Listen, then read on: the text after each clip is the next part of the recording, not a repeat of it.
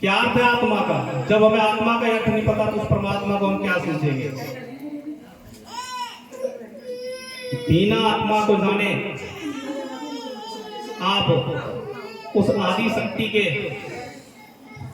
जो अनुभव है आप नहीं ले सकते। गुरु का स्थान जो है स्वामी साधु सौदाई जो हमारे महामयू है, महादाता है, उन्होंने भी कहा है गुरु का स्थान ईश्वर से बड़ा। वो बड़ा क्यों है? वो बड़ा क्यों है कि 10 द्वार और 11 द्वार की जो जिम्मेवारी दी है उन्होंने कुछ सोच समझ के एक जीव को गुरु के आधार मात्र बनाकर पेश कर दिया गया है। उसको स्वयं की अथॉरिटी नहीं, और स्वयं नहीं आकर आपको कुछ बतला सकता। उसने भी ये भाग डोर जो है गुरु के हाथ में दी हुई है। अभी आप पूजा करते हैं, 100% तो लोगों को कुछ महसूस ही नहीं होता कि हम पूजा कर रहे हैं, हमें कुछ दिखाई तो देता नहीं है। खुदा ना खास्ता कल कुला को आप पूजा पाठ करते हैं, आपको कोई अनुभव आ जाता है। अनुभव मीन्स आपको कोई ट्रेन दिखाई दे रही है सपने में, कोई पानी दिखाई दे रहा है, तो उसका अर्थ क्या जोड़ेंगे आप? क्या जोड़ेंगे बताइए? आप सभी पूजा पाठ करते हैं, आपको ट्रेन दिखाई दे रही है, अनुभव के आधार पर आपने पूजा पाठ स्टार्ट की है, तो क्या अर्थ जोड़ेंगे? आपको बिजली का बल्ब दिखाई दे सकता है, आकाश दिखाई दे सकता है, ट्रेन दिखाई दे सकती है, ख्वाजा चलता हुआ दिखाई दे सकता है। क्या अर्थ जोड़ेंगे आप? परमात्मा को डायरेक्ट कोई अथॉरिटी नहीं आपको ज्ञान देने की है। इसीलिए हम जो है गुरु की तलाश करते हैं, और बिना गुरु ज्ञान नहीं हो सकता। ये 4 युगों से संविधान उस विधाता का चला आ रहा है, और शायद आगे भी कलयुग में भी यही संविधान है।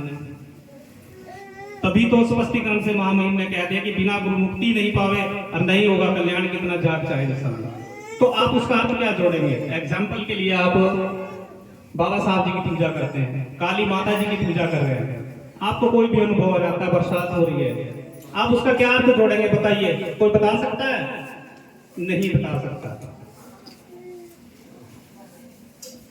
आप एक ड्राइविंग सीखते हैं, कार चलाते हैं, तो एकदम लेते तो नहीं चला पाते होंगे, आपको उसके लिए भी एक योग्य गुरु बनाना पड़ता है, और वो गुरु ही बताता है आपको कि लेफ्ट कितनी तेजी में हमें गाड़ी को स्टॉप करके स्लो करके कितनी तेजी के अकॉर्डिंग हमें लेफ्ट या राइट इसको लेना है। तो ये तो अध्यात्म है। यहां से अगर आपको दिल्ली जाना है, कहीं भी जाना है, तो मेरे हिसाब से तो डायरेक्ट नहीं पहुंच पाते होंगे, इसके कुछ स्टॉपेज होंगे। यहाँ से चंडीगढ़ से दिल्ली जाते हैं, पानीपत भी है, सोनीपत भी है, उसके कुछ टॉपिक हैं। वो गुरु ही आपकी योग्यता के अनुसार आपको ज्ञान का पाठ पढ़ाता है। जिस प्रकार आपने अपने बच्चों को स्कूल में लगाया हुआ है, उसको हम प्री नर्सरी केजी वगैरह में डालते हैं, पहली सेकंड थर्ड। योग्यता के अनुभव के आधार पर उस बच्चे को के एग्जाम होते हैं, परीक्षा होती है, और उस परीक्षा के अकॉर्डिंग जो है आगे उसको प्रमोट कर दिया जाता है कि ये 4th क्लास लायक हो गया बच्चा, इसने 30 पास कर दी है। लेकिन अध्यात्म की पढ़ाई ये तो नहीं है कि सुबह उठे आपने दीपक लगा दिया तेल के या अगरबत्तियां जोत लगा दी, छुट्टी हो गई। ये पूजा नहीं है, ये तो आपने अपने आप को आत्मिक शांति दे रखी है, जो कि बिल्कुल मैं नहीं मानता इसमें कुछ सफलता के आसार होंगे। आप गुरुमुख बनते हैं, गुरुमुख बनने के बाद भी आपको काम करना ही पड़ेगा। स्कूल में एडमिशन तो ले लिया आपने, लेकिन जो आपको एक क्लास वर्क दिया जाता है, एक होमवर्क दिया जाता है, ले बेटा कल को होमवर्क करके आना है, तो अगर आपने एडमिशन ले लिया और स्कूल के रूल आप फॉलो नहीं कर रहे हैं, तो मेरे हिसाब से तो आप स्कूल में नहीं माने जा सकते। अब आपकी शादी हुई, बच्चे हुए, और आपने अपने बच्चों की शादी विवाह पढ़ाई लिखाई की जिम्मेवारी नहीं निभाई, तो क्या वो बच्चा आपको पिता जल्दी से मानेगा? नहीं मानेगा। वो कहेगा क्या किया मेरे बाप ने मेरे लिए? कुछ नहीं किया। तो आदि आत्मा मिशन के आप जितने भक्तजन हैं, महामहिम का तो एक ही आदेश अगर है स्वामी जी से और अपने गुरु से प्यार, और सबसे पहले तो आपको खुद से प्यार करना होगा। खुद से प्यार क्यों करना होगा? कि इस अंतर से हमें कुछ निकालना है, इस अंतर से हमें मत के कुछ निकालना है। इसमें ही हमारा कलेजा अकड़ियां ये एक संसारिक लेवल में है। आपके पीछे 6 शरीर और हैं, और हमें उसमें बहुत बेहतरीन किस्म की काम करने की जरूरत है। कई जीव ऐसे हमें मिलते हैं, और पंथ के भी तो कहते हैं सूक्ष्म नाड़ी का जिक्र करते हैं, और नाड़ियों का भी जिक्र करते हैं।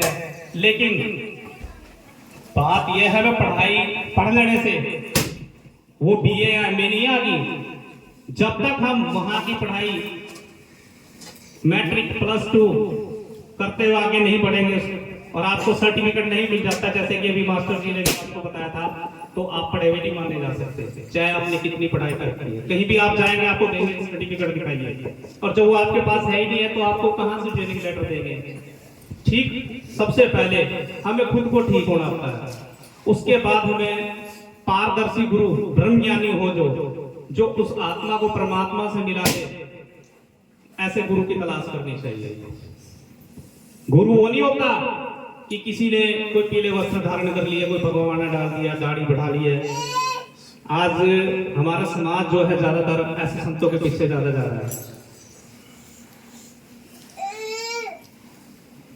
पानी पिए छाण के, गुरु करिए जान के, इस बात को दोबारा दोहरा रहा हूं। जब आपको सदगुरु सही मिलेंगे, वो आपको शक्तिपात करके मिनट में आपकी आत्मा को कहीं से कहीं पहुंचा देंगे। जैसे जैसे आपकी आध्यात्मिकता की पढ़ाई होगी, आपको बहुत कुछ अनुभव सिस्टम होंगे। आपकी आत्मा को आपके सतगुरु जी साथ लेकर ऐसी ऐसी जगह भ्रमण करवाएंगे कि जिसके विषय की कल्पना भी नहीं की जा सकती। ये कल्पना से बाहर का ज्ञान है। जहां इंसान की सोच खत्म होती है, वहां आध्यात्मिक और ब्रह्म ज्ञान की शुरुआत होती है। और जब आप ऐसे अलौकिक स्थानों पे जाएंगे, ऐसी आध्यात्मिक शक्तियों के आपके दीदार होंगे, तो शायद वो एक संदेश आपको जरूर देगी।